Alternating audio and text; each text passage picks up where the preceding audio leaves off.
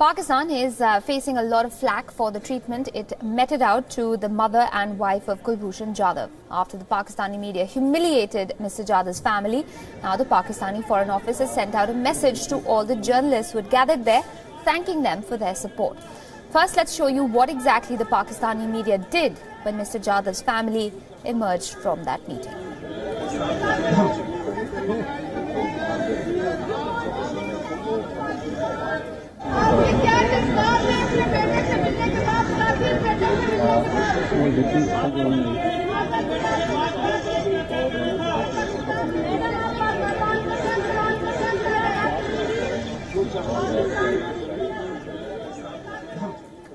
And now the Pakistani Foreign Office has lauded the Pakistani media for their quote-unquote support. Let me read out that message it sent to journalists. Quote, extremely glad to have worked with a team of responsible media. Very much thankful for cooperation and tolerance from all of you today. Hats off to a great teamwork on both sides, and you may all see the result. Our media has made Dr. Faisal trending on Twitter. Let's keep this mutual coordination and respect for all the times and events to come.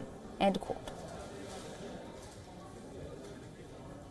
My colleague, WION senior correspondent Ramesh Ramachandran joining us live from the newsroom for more on that story. Ramesh, it seems India's charge about this being an entirely orchestrated PR exercise is only being ratified by Pakistan's Foreign Office.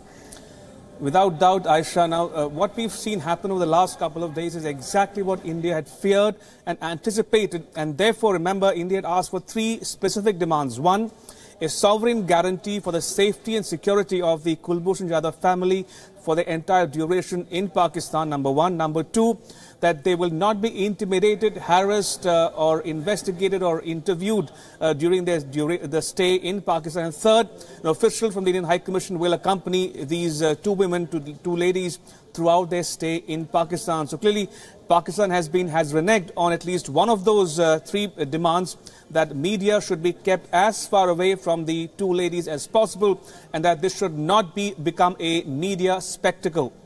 Right. Ramesh, if I can also ask you, Pakistan, at least the commentary we've been hearing from, strategic experts is that Pakistan was attempting in many ways to sort of, salvage the situation as the case proceeds in the International Court of Justice by permitting this quote-unquote humanitarian gesture. But given what's happened at the meeting, the treatment that was meted out to Mrs. Jadhav, the removal of her shoes, for instance, her religious symbols such as the bindi and the Mangal Sutra. This is obviously not going to go down well for Pakistan.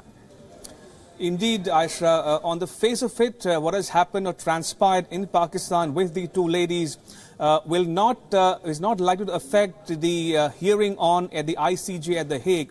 But that said, this was purely bad optics from India's standpoint, and Pakistan especially, because the way these women were treated did not go down well with a cross-section of Indian population, especially the way they treated the two ladies and asked them to remove change their attire and remove the bindi and the Mangal Sutra. So that has not gone on well with a large section of the Indian populace, and we've seen that reflected in the Indian Foreign Ministry statement yesterday, which has questioned the intention and the motivation of Pakistan behind all of this.